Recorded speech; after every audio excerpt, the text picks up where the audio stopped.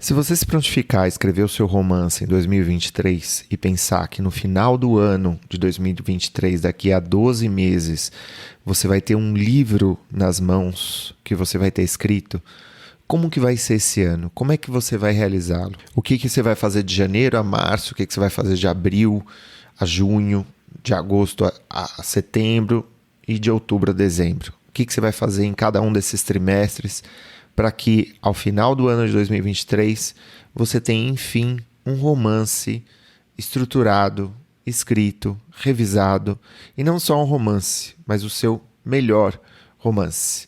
Olá, meu nome é Thiago Novaes e você está no Prelo. Fabuladores, confabuladores, digníssimos beletristas, a gente vai chegando no final do ano de 2022, um ano muito intenso, como eu tenho repetido, como todos nós sabemos, ano de Copa, de eleições, e tudo isso passou, né? 4 anos muito difíceis para nós, que somos da cultura, que somos artistas, somos pensadores, 4 anos muito complicados e muito preocupantes, e agora é o momento de reconstruir, é o momento de sonhar, é o momento de idealizar e ao mesmo tempo de colocar os pés no chão, de sermos pragmáticos. Eu acho que mais do que nunca pensarmos que para que as nossas coisas se deem bem, né, para que a gente consiga executá-las da melhor maneira possível, é preciso pensar um pouco como que a gente vai fazer as coisas, não é? Eu acho que os meus 20 anos, né, dos 20 aos 30 anos, eu sonhei muito. Eu acho que faz sentido, a gente sonha muito em certas décadas da vida, eu acho que faz parte, né? Tem certas décadas que são pura intensidade e devaneio, e eu acho que às vezes as coisas precisam ser assim, sim. Mas eu acho que eu ganhei muito nos últimos 10 anos, nos meus 30, começo dos 40, quando, a partir desse sonho, eu pensei como que eu vou fazer para torná-lo realidade, né? Como que eu vou fazer para executá-lo? Eu acho que a gente vai ganhando foco, a gente vai sabendo o que a gente quer fazer da nossa vida, a gente vai deixando para trás as coisas que não nos interessam tanto assim. A gente tem falado sobre isso nos últimos tempos. E 2022 para mim foi muito singular nesse sentido. Foi um ano que eu comecei em Barcelona, na Espanha, passei 5 meses por lá, tinha um projeto de permanecer e acabei voltando e empreendi todo um esforço para tentar entender o que aconteceu nesses 5 meses. As pessoas viajam, voltam, viajam, se mudam de lugar, se mudam de cidade, se mudam de bairro, e o que acontece e o que não acontece. E eu comecei a perceber e a sacar que para a gente aprender com as nossas escolhas, a gente precisa fazer uma análise retrospectiva mais justa conosco, né? Quando eu me mudei para Barcelona, eu não tinha noção da variante Ômicron, a gente já estava naquela expectativa um pouco idealizada de que tudo aquilo tinha passado. Na virada do ano, eu, enfim, terminei um relacionamento longo, subestimei o impacto que isso teria no meu ânimo, sabe, na minha vida. Estou aqui me abrindo para vocês e acho que isso foi muito difícil. Isso me colocou, me reestruturou, né? Eu tive que me reestruturar a partir disso. Eu acho que eu passei o ano inteiro um pouco elaborando isso, e eu acho que esse ano foi necessário, sem evitar as dores, as melancolias, sem evitar nada, ou seja, nem indulgência, nem histrionismo, no sentido de compensar uma depressão com uma mania, com uma coisa, tentar encobrir a realidade com algum projeto que não sabe, que é só um tapa-buracos. Enfim, a gente precisa de muito pé no chão para viver os nossos lutos, para passar pelas coisas que a gente precisa passar. E eu vivi muitas coisas muito boas, muito interessantes, muito ricas ao longo desse ano, né? Eu não parei, né, nesse ano. Até porque a gente não pode parar, né? E esse ano foi muito interessante porque eu tive, no primeiro semestre, eu lancei o curso Preparação do Romance, e no segundo semestre eu me dediquei, pensando que ia ser um ano de Copa, um ano de eleições, um semestre de eleições.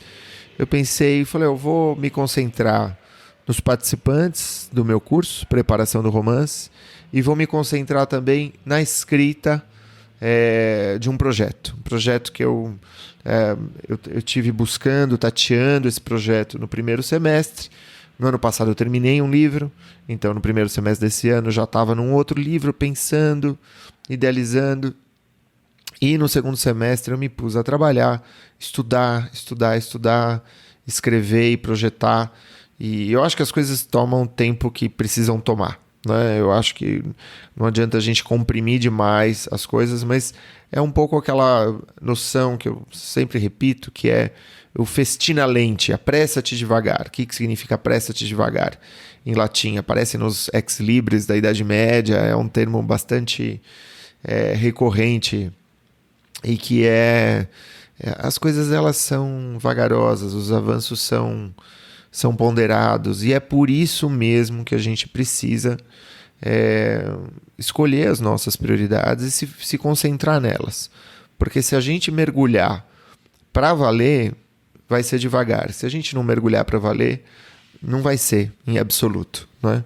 Isso é uma coisa que eu tenho visto, eu tenho observado nos meus estudos sobre prática deliberada, e a prática deliberada voltada para a escrita, com as pessoas da minha oficina, os escritoras, escritores.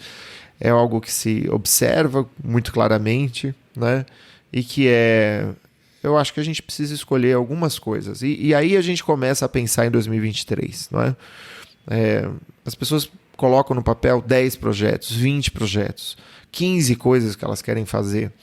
E depois, no que isso se transforma? Acho que tem 2 riscos. O primeiro risco é, de alguma maneira, você se vê um pouco soterrado pelos seus projetos.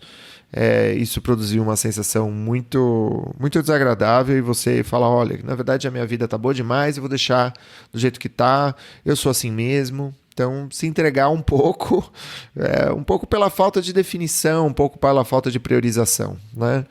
E em segundo lugar, eu acho que um dos riscos que costuma acontecer é aquilo que era desejo, aquilo que era vontade, se tornar uma obrigação, se tornar um dever, ser apropriado pelo nosso superego, pela nossa censura mais cruel, e a gente abandonar aquilo. Porque você olhar e falar, não quero isso, né? Mas no fundo você quer, né? A questão é que você se organizou de uma forma muito severa, muito pesada. Então, como que a gente pode fazer para que a gente tenha um autocuidado, que a gente se respeite os nossos próprios limites, mas que não seja um respeito assim, excessivamente condescendente, né? Que a gente tenha um respeito que teste um pouco, sair dessa zona da inércia, né? Construir alguma coisa. A vida ela é feita disso, né? Ela é feita de realização de projetos, de realização de sonhos, de curtir esses sonhos, curtir num sentido, né, de depurar, de aguçar, de deixar que o tempo exerça aí os seus efeitos, né? E eu acho que nesse sentido é muito interessante pensar, né, em prioridades para 2023. Quais são as 3 coisas que você vai fazer em 2023 e que você vai implementar, né?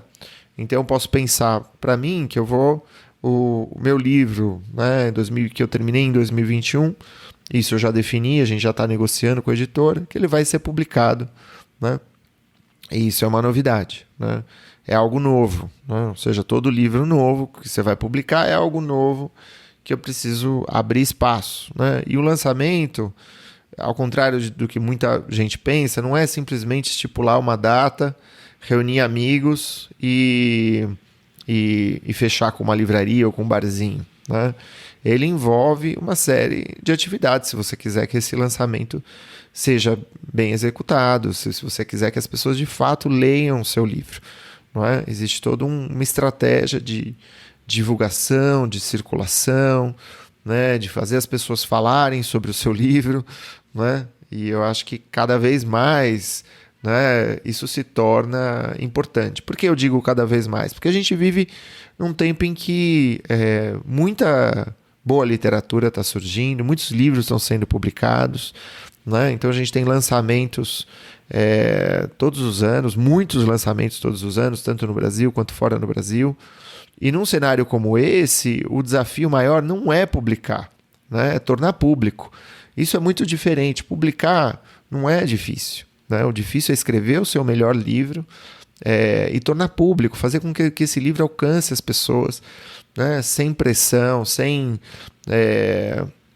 ser marqueteiro, sem desviar do seu propósito, sem perder a tua índole, o seu desejo maior, a sua paixão maior, que é pela escrita, pela literatura, né? Ou seja, é possível fazer isso da melhor maneira. E isso é um lançamento. Então, para mim, 2023 tem um lançamento aí, tem um livro muito importante que eu escrevi, né? E que eu vou publicar. A gente está definindo a data. A gente tem uma data, mas não batemos o martelo ainda. Então, eu prefiro não divulgar isso, né?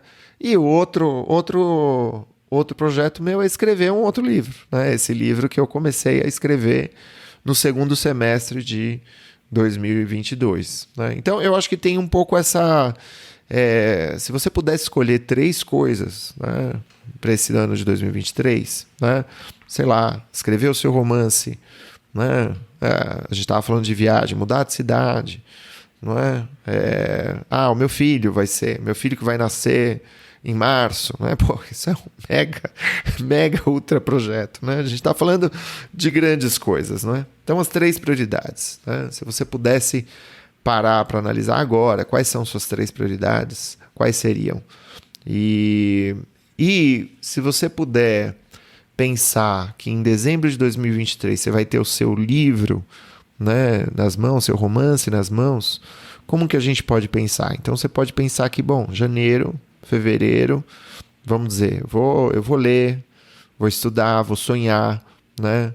Vou definindo com calma, cuidadosamente nesse sentido de com cuidado, com paciência, né? Dando tempo ao tempo, esse livro que eu quero escrever, caso eu ainda não tenha, vamos dizer, um projeto definido, né?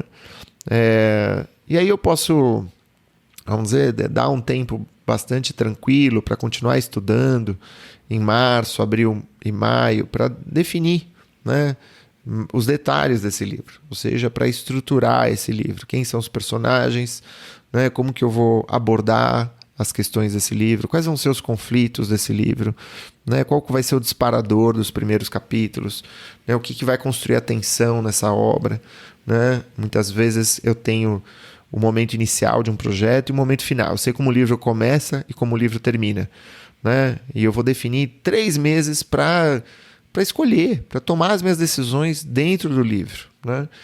Thiago, mas no momento em que eu me ponho a escrever, o livro vai tomando outros caminhos. Bom, eu acho que tem coisas novas que vão aparecer e que bom. Eu acho que um livro é uma surpresa em todas as suas etapas, no projeto, na idealização, na escrita do romance e também na revisão. No momento da revisão, coisas aparecem que você não enxergava e é muito bonito de ver. Eu sou uma pessoa que fui pegando um gosto tremendo pela revisão e eu acho que a revisão é aquilo que faz diferença na sua obra, né? Todas as etapas fazem diferença na sua obra, mas a revisão é preciosa, preciosa. E pegar gosto pela coisa ajuda a escrever um livro que queira ser livro, um livro feito com muito cuidado, o seu melhor livro possível. Então vamos dizer que de junho a agosto, né, eu vou escrever a primeira versão do livro, vou tomar 3 dias, 3 meses, né? Bom, se o meu livro vai ter 35 mil páginas, vamos dizer que eu vou escrever, né, 12 mil palavras, né? 35 mil palavras. Vamos dizer que eu vou escrever 12 mil palavras em cada mês, né? 12 mil palavras ali, 400 palavras por dia, né? Então, qual é o tempo que eu vou reservar nesses 3 meses? Como que eu posso fazer para já me preparar para que entre junho e agosto eu escreva esse livro? Então, eventualmente, reservar férias especificamente para isso, né? Tirar certas responsabilidades que todos os anos me acometem nessa época do ano. Gente, eu estou dando um exemplo, não precisa ser necessariamente assim. Você pode escrever, você pode ter uma estrutura, levar menos tempo para estruturar a sua obra, né? Mais tempo para escrever a primeira versão, né? Eu estou sendo bastante didático aqui na nossa conversa. Então vamos dizer que em setembro, com a primeira versão do livro, dá uma semana, e vou trabalhar na segunda versão, né? Ler, reescrever. Em outubro eu vou trabalhar na terceira. Em novembro eu vou disponibilizar meu livro para os leitores alfa e para os leitores beta. Em dezembro, a partir das leituras, das devolutivas, eu vou escrever a minha última versão da obra, né? Já entrando em contato com editores, com editoras, né? É um projeto que não é ficcional, né? O seu romance é uma ficção, mas o projeto não é ficcional. Na verdade, eu estou aqui reproduzindo um trabalho que é um trabalho muito próximo do que eu faço e do que vários dos romancistas que passaram pela minha oficina fizeram. Eu vou dar um exemplo. Tina Vieira, uma escritora residente em Portugal, vive em Portugal. Ela começou o romance dela no meu curso de preparação do romance em janeiro e em dezembro ela concluiu o romance que foi finalista prêmio Jabuti há 2 anos atrás. Ou seja, um livro Maboque que fez um baita de um sucesso, né? Outro autor, enfim, são muitos os autores, né, que escreveram seus projetos e que usaram, se valeram dessa estrutura, né? Agora, eu vou trazer 3 noções que eu acho que são muito importantes e que podem fazer a diferença na hora de você, de fato, concretizar isso. Porque não adianta só planejar, né? Tem gente que nem planeja. Eu acho que isso é mais complicado, né? Vai com a corrente, vai com as ondas, tudo bem. Só que as ondas podem nos levar muito longe de onde a gente queria inicialmente. Tudo bem, eu acho que cada um escolhe um pouco a sua vida, como se sente melhor, né?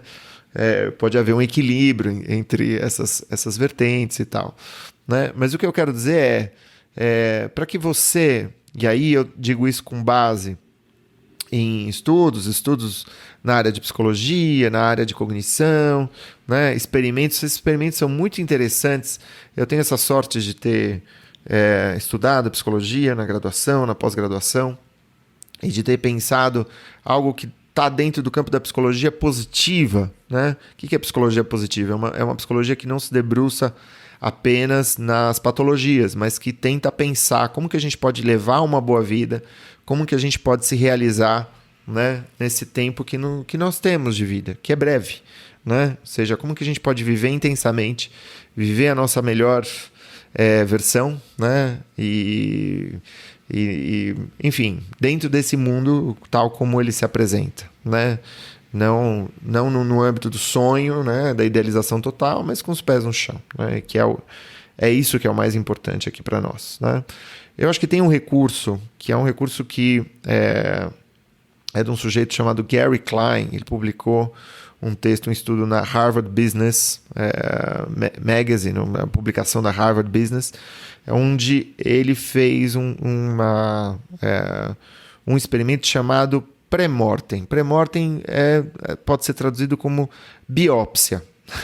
O que costuma acontecer? Né? O sujeito que se põe a escrever ou se põe a iniciar um projeto, ele se foca em pensar positivamente. Vou pensar positivo, porque eu pensando positivo eu garanto uma certa motivação e vou torcer para que isso funcione. E o que muitas vezes acontece é que o pensamento positivo ele vai enfrentar obstáculos, né? E esse pensamento positivo, essa motivação, esse otimismo, no momento em que enfrenta obstáculos, né, sofre reveses internos psicológicos, né? Isso vai acontecer, né? E, em geral, a pessoa que só se baseia nessa ideia de mobilização de forças positivas acaba se dando mal, né? Fizeram realmente um estudo onde colocaram um grupo de pessoas de um lado falando, olha, pensa positivamente que você vai se dar bem na prova, pensa no resultado, pensa numa nota 10, pensa na nota 10 e tal. E para um outro grupo, a sugestão foi, pensa que não deu certo, né? Pensa no que não deu certo e pensa nos motivos pelos quais você teve uma nota ruim. E aí esse grupo pensou nas coisas que poderia acontecer, nos obstáculos que poderia haver, né?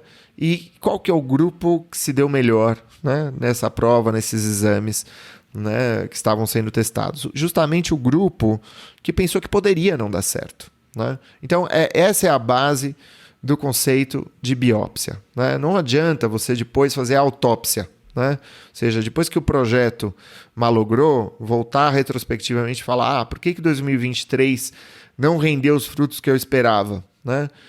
Pô, já passou 2023. Adianta um pouco? Adianta, mas o que eu quero é que você escreva o seu livro efetivamente em 2023. Não que a coisa não dê certo e depois você, retrospectivamente, vai tentar entender por que não deu, né? Eu acho que a proposta aqui é que você, prospectivamente, reflita sobre o que pode vir como obstáculo. Então, vamos dizer que daqui a 12 meses você se prontificou a escrever sua obra, né? 1º de janeiro de 2024, você olha para trás e não deu certo, né? E eu quero que você pegue um caderno, né? Se você não pegou um caderno ainda para anotar suas prioridades, pegue um caderno agora, ou depois você vai pegar um caderno. As instruções são relativamente simples, então você não precisa necessariamente parar de dirigir, parar o seu automóvel no acostamento, parar de correr na sua esteira. Isso não é necessário. Parar de cozinhar para anotar isso. Não. Tenta se orientar para anotar isso assim que você terminar essa sua atividade. E quais são as 5 coisas que estavam sob o seu controle, né? E que, vamos dizer, que contribuíram para esse resultado negativo, né, da biópsia, né? Ou seja, por que escrever o seu livro em 2023 não deu certo e que estava sob seu controle? Então, vamos dizer, vou pensar aqui, então, sei lá, eu perdi o pique do meu livro. Isso é uma coisa que, isso já me aconteceu e tal, eu perdi o pique, simplesmente fui perdendo energia. Bom, então vou começar a analisar por que eu perdi o pique. O que aconteceu? Eu não sei, eu não conseguia definir o foco narrativo, eu sentia que as minhas descrições estavam pobres, sabe? Depois eu fui ler, eu acabei me comparando com outras pessoas nas redes sociais, com gente que escreve muito melhor do que eu, fiquei desanimado e abandonei o livro, né? Outra coisa que dentro do meu controle não deu certo. Eu mudei de tema, né? Fui seduzido por um outro projeto, depois por um outro projeto, e no final das contas eu não tinha projeto nenhum, né, terminado, concluído, né? E eu acabei não aprendendo nada com isso, porque quando a gente não termina alguma coisa, a gente não aprende sobre essa coisa, né? Ou, por exemplo, eu fiquei com medo de escrever, eu sentia sempre muita resistência, muita ansiedade, e sempre acabava lendo mais do que escrevendo. Então eu reservava minhas horas de escrita para leitura, porque sempre achava que precisava preencher alguma coisa. Ou um quarto item, eu avancei nas noites, né? Eu fui ficando ansioso, então eu perdi as manhãs, isso me deixou meio melancólico, meio desanimado, né? E em último lugar, eu até meio que terminei o meu livro, a primeira versão, odiei o que eu escrevi e não escrevi a segunda, não escrevi a terceira, ou seja, eu caí naquela ilusão de que a primeira versão o livro vai estar pronto, sendo que a realidade, a experiência mostra que um livro não está pronto na primeira versão. Não importa se você é o Proust ou se você é você, né? Bom, sei lá, a segunda etapa da biópsia é você anotar 5 coisas que contribuíram com o seu livro não ter sido escrito e que poderiam acontecer e que independem da sua vontade. Então, vamos dizer que em 2022 eu anotei isso, golpe de Estado. Eu falei, nossa, e se esses golpistas conseguirem o que eles queriam? Então, vai ter confusão, vai ter fuga, gente que saiu do país. Então, como que vai se dar, vamos dizer, um estado de crise institucional, de crise governamental nessas situações? Meu livro vai sofrer, minha disciplina, ou seja, eu vou pensar em outras coisas, vou pensar o que eu vou fazer da minha vida e assim por diante, né? Então, por exemplo, uma crise econômica vai fazer com que eu foque na sobrevivência, as editoras parem de comprar os seus livros, e isso me desanime, ou seja, o que pode acontecer? Uma doença pessoal, algum tipo de lesão no pulso, alguma lesão por esforço repetitivo, ou alguma doença familiar, ou uma perda muito grande que envolva um estado de luto, né? E que possa, vamos dizer, desacelerar o meu projeto, tirar o foco, o meu ânimo naquilo que eu vou escrever. Então, estou aqui mencionando exemplos, né? Exemplos bastante típicos, né? E aí, qual é o trabalho? Por que eu estou fazendo isso? Né? Porque eu vou pensar, né, preventivamente, profilaticamente, né, o que eu preciso fazer para minimizar a chance dessas coisas acontecerem. Então vamos pensar que para lidar com oscilação de humor, oscilação de ânimo, desorientação, eu posso ir atrás de uma comunidade de escritores que ofereçam estímulo, ofereçam feedback regular das coisas que eu escrevo, né? Para evitar essa coisa de ficar mudando de tema, de assunto, de obra, eu posso falar, olha, eu vou escrever, eu vou definir o meu gênero, vou fazer o meu enquadre é o romance, né? E eu vou me dedicar, vamos dizer, a uma formação, eu vou ler bastante, e eu vou ler de repente, para eu não ficar mudando de assunto, eu vou ler principalmente romances, né? Não só romances, mas eu vou ler principalmente romances, né? Vou separar todos os dias um tempo para escrever, né? Ou todas as semanas eu vou separar 3 dias para escrever, né? E vou também me concentrar um pouco no autocuidado. O que é autocuidado? Sei lá, meditação, corrida, uma alimentação um pouco mais saudável. Não preciso ser obsessivo em relação a essas coisas, mas que eu tenha, vamos dizer, uma atenção, né? Não vou deixar de encontrar meus amigos, não vou deixar de descansar, vou tomar muito cuidado com o meu sono, né? Eu acho que isso é uma coisa que a gente vê nos estudos da natureza, dos estudos do meio ambiente. Para que um solo seja bom para plantar, ele não precisa só... não basta você ter uma terra, né, uma faixa de terra descampada ali com adubo ou fertilização natural, artificial. Ou seja, isso não basta, né, para um solo ser saudável. Você vai precisar de uma mata ciliar, você vai precisar de uma floresta, você vai precisar de rios correndo, você vai precisar do rio limpo, né? É tudo isso que, vamos dizer, essa estrutura agrária predatória não entende, que você precisa manter, preservar, que você não pode extirpar da terra aquilo que você quer agora, sem pensar no amanhã, sem pensar no futuro, sem pensar nas outras espécies. A ideia do autocuidado é como que eu posso me amparar, né, de intenções, de projetos, para que isso dê certo, né? Ou seja, eu posso pensar em esvaziar a minha agenda de atividades desnecessárias. Eu sempre tenho umas ideias mirabolantes em fazer, sei lá, esquiar, não sei aonde, vou pensar como que eu posso fazer para restringir, né? Se eu quero escrever um livro, isso não é qualquer coisa. Isso é algo gigante, isso vai mudar a minha vida, isso vai criar um norte, todo um caminho para a minha vida, né? Vou dar a devida atenção para isso, não vou conduzir isso levianamente, né? Se você conduz alguma coisa levianamente, a chance é que não vai rolar, né? Ou seja, simplesmente não vai acontecer, né? E desde isso até, sei lá, terapia, sabe? Evitar autodepreciações, evitar ressentimentos, não tretar com os colegas, né? Ou seja, não ficar prometendo um monte de coisa. Tentar, vamos dizer, onde que minha neurose me pega, né? Qual que é o meu calcanhar de Aquiles? E a partir disso começar a pensar em como que vai ser minha postura nesses 12 meses. Quais são as decisões que eu vou tomar para facilitar todos os nãos, né? Um sim depende de 1000 nãos, né? Ou seja, quando você diz um sim, na verdade você está dizendo não para todo o resto. E às vezes a parte mais difícil é essa, né? Então isso é algo para a qual a gente deve atentar, para a qual a gente deve se cuidar.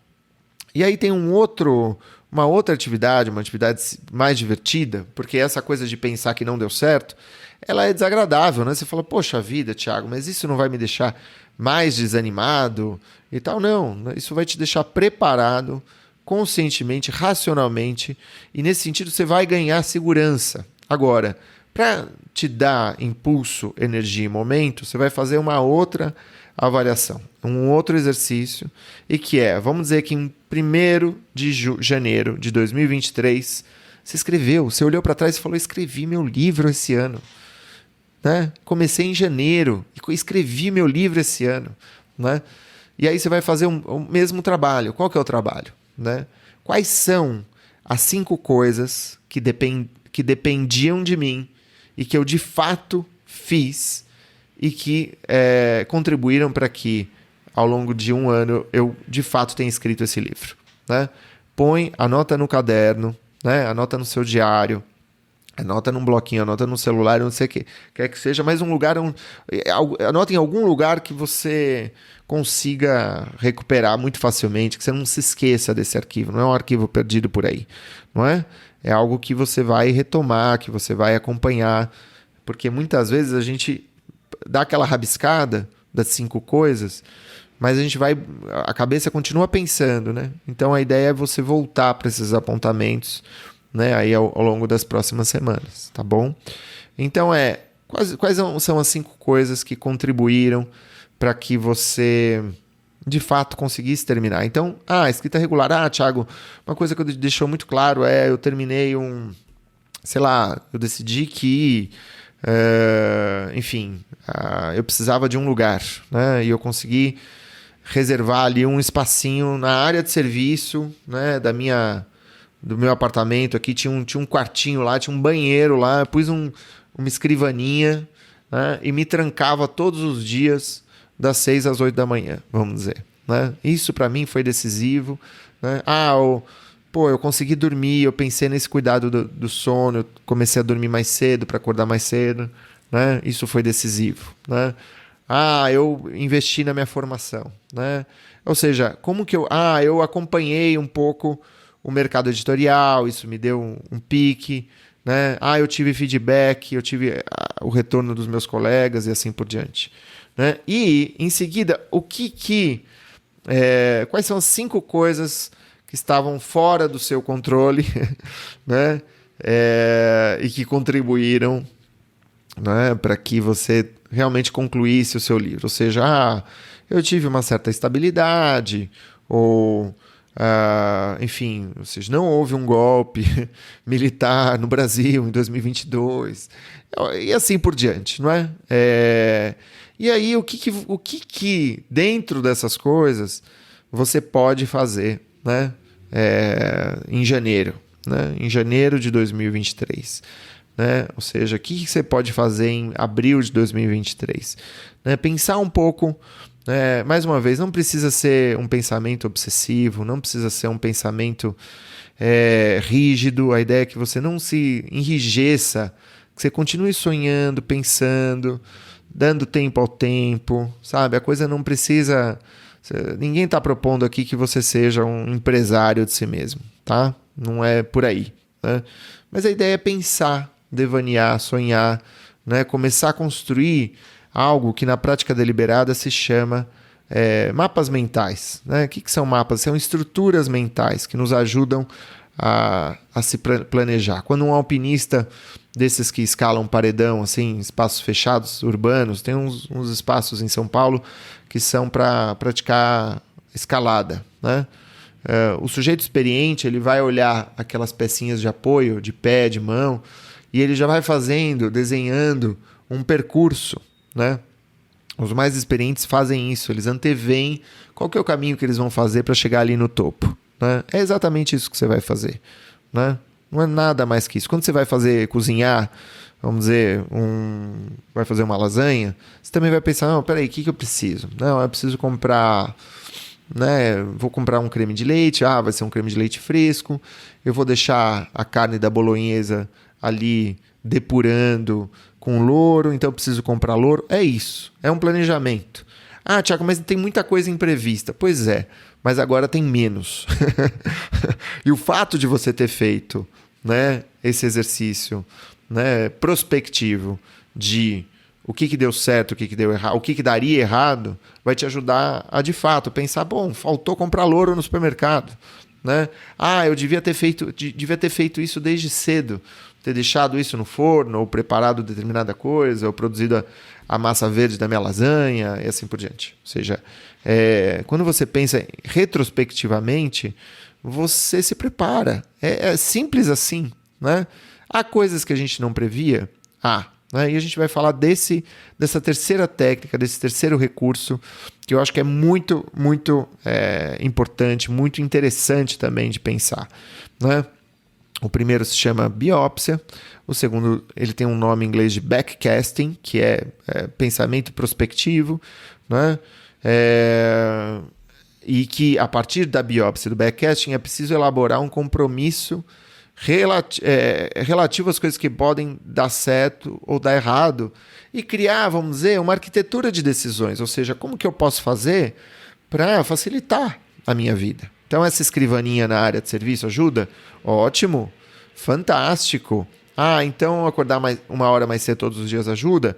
Fantástico, né? Então, só que para acordar mais cedo você vai ter que dormir uma hora mais cedo também, né? Então, ao invés de 3 episódios daquela série, você vai assistir um episódio daquela série, depois vai para o quarto, vai ler um pouquinho e vai dormir, né? Tem um outro recurso que na verdade é uma noção mais do que um recurso, e que a gente precisa também antevê-la, né? Tem algo que quando a seleção brasileira jogou... Não, melhor, quando a Argentina... Eu não sou um especialista em futebol, né? Mas quase todos vimos a final da Copa no Catar 2022, Argentina e França, né? E quando a França empatou ali no finalzinho, e no intervalo de 1 minuto e 40, deu para reparar muito claramente que a Argentina ficou abalada, o time encolheu, né? Isso a olhos vistos, né? O time perdeu aquela força, aquela pujança, né? Com que vinha levando o jogo no primeiro tempo. Acho que agora já até me falha a memória. Acho que é o primeiro tempo, né? Que a França recuperou. Acho que foi no segundo. Enfim, agora eu me perdi. Mas, bom, a Argentina terminou por ganhar. Mas o que eu estou destacando aqui, né? Existe um fenômeno que é um tilt, né? Tilt, sabe? Tilt, o que é deu tilt, né? Ou seja, é um abalo, né?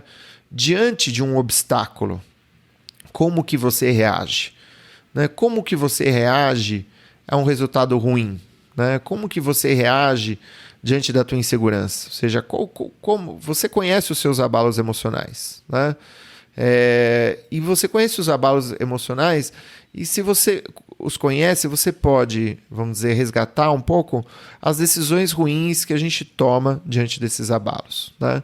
Um abalo, ele inibe certas partes do cérebro responsáveis pelo pensamento racional, né? E o que acontece aqui? A gente precisa antecipar isso, né? Ou seja, a antecipação ela vai servir como um preparo emocional, né? Ou seja, em seguida é importante você fazer um exercício de perspectiva externa, né? É importante que você não tome nenhuma grande decisão sob efeito do tilt, que você preveja esse acontecimento, que o tilt, quanto tempo leva um abalo desses, né? Com você. Então vamos dizer, Thiago, em geral eu fico meio, sei lá, uns 10 dias derrubado, né? Não sei, é isso. Alguém pode ler meu texto e apontar certas coisas, e eu achava que todo mundo ia adorar o meu texto, e no entanto, poxa, eles apontaram várias coisas que eu não tinha reparado. Anteveja isso, não tome nenhuma grande decisão. Como que você vai fazer para se recuperar melhor desse tilt? O que você vai fazer para se precaver desse abalo? Thiago, comigo não vai acontecer abalo. Não, sempre acontece um abalo. Que bom que, se você acha que para você não vai acontecer, nunca aconteceu um abalo, né, emocional diante de obstáculos prováveis, né? Ótimo, né? Mas para a maioria de nós, isso acontece, né? Isso, vamos dizer, um tilt como esses pode nos deixar desmotivados, pode nos deixar desorientados, pode fazer com que a gente fique pensando loucamente em alguma outra ideia do que fazer da nossa vida, o que é uma bobagem, né? Assim, é uma bobagem, né? Porque qualquer projeto vai vai passar por esse momento, né? Eu posso sentir, vamos dizer, uma certa apatia, né? Mas se eu antevejo isso, eu sei que isso vai acontecer em algum momento, né? E aí eu posso pensar, bom, quando isso acontecer, eu vou cuidar de mim, eu vou, sei lá, reservar uma grana para fazer massagem num lugar que eu adoro, né? E eu vou lá 2 vezes, né, em 2 semanas seguidas, né? E eu não vou fazer absolutamente nada no fim de semana. Vou ver se eu consigo esvaziar um pouco o meu fim de semana. Vou ver se eu consigo ir lá num parque que eu adoro, sabe? E vou lá com o meu cachorrinho, com a minha companheira, com o meu companheiro.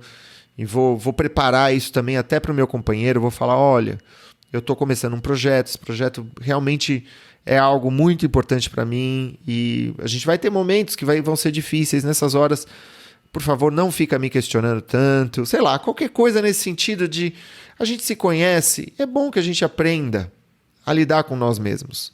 Não a partir da perspectiva de que em algum momento a gente vai ser perfeito. A gente não vai ser perfeito. Então, como que a gente lida com acolhimento e recepção com as nossas imperfeições? Isso é muito bonito, né? Isso é muito... A gente cresce com isso, né? Aprender a lidar com aquilo que, sabe, que são os nossos momentos, nossos altos e baixos, né? Que sempre podem acontecer. Né? Esses são alguns recursos muito, muito importantes para que você consiga, né, lidar com o que vai vir pela frente. Né? Muitas vezes você pode decidir colocar no papel, e isso é muito importante, por que você está fazendo determinada coisa? Por que você está mergulhando na escrita desse projeto, desse romance? Então eu posso pensar, porque eu quero viver de escrita, eu quero morar em outro lugar, eu quero ter uma vida mais tranquila, eu quero ser um nômade digital, uma nômade digital, eu quero conversar com pessoas interessantes, eu quero me provar, eu tenho tanta coisa para dizer, eu tenho um grito por gritar, né? Eu quero crescer, né? E eu acho que eu passei muito tempo num ambiente de trabalho que me subestimava o tempo todo, né? Ou passei muito tempo fazendo um trabalho muito mecânico, ou, sei lá, eu tive muita realização na minha área de trabalho, eu fui enfermeiro, fui um médico, fui um engenheiro, fui um professor, e agora eu estou num momento em que eu quero mudar, eu quero outra coisa, sabe? Eu quero ler outras coisas, eu quero aprender coisas novas, eu quero, sabe, conhecer esse mundo complexo, perturbador e perturbado de uma outra maneira e poder ter uma voz autoral, ter uma perspectiva autoral. Eu quero que 2024 seja o ano de ver o meu nome na capa de um livro nas livrarias, nas ilhas das livrarias, né? Numa livraria da Travessa, numa livraria da Vila, numa livraria Martins Fontes. Estou com aqui referências paulistanas, tá, gente? Uma livraria da Tarde, uma Mega Fauna, enfim, tem tantas livrarias aí grandes e bonitas. Eu quero topar com o meu livro ali e falar, puxa vida, eu quero dar uma entrevista, né? Eu quero fazer coisas que nunca imaginei que eu pudesse fazer. Eu quero conversar com outros escritores, tomar cerveja com eles. Eu quero poder, sei lá, pegar o carro, pegar um caderno, um computador, ir para uma serra e poder me dar ao luxo de me enfurnar durante um mês para escrever o meu segundo livro, né? Ou seja, ponha isso no papel, sabe? Eu acho que sempre que você tiver um tilt, sempre que você tiver... É sempre bom você entender as razões reais pelas quais você está tomando determinada decisão, né?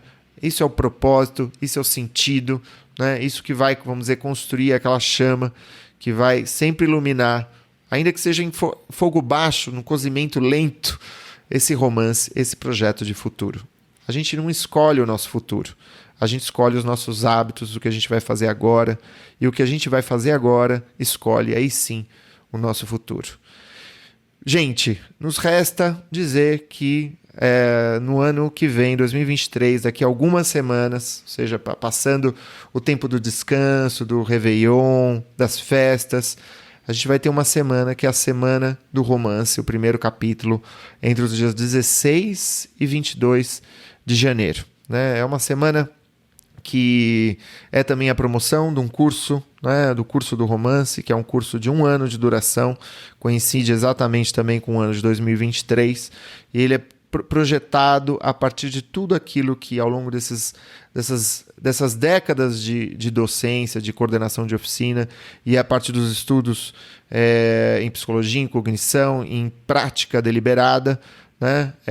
Para tornar, vamos dizer, eficiente, para tornar eficaz, vamos dizer, esse tempo que você vai dedicar à escrita do seu livro, para que ele seja um tempo divertido, um tempo prazeroso, né?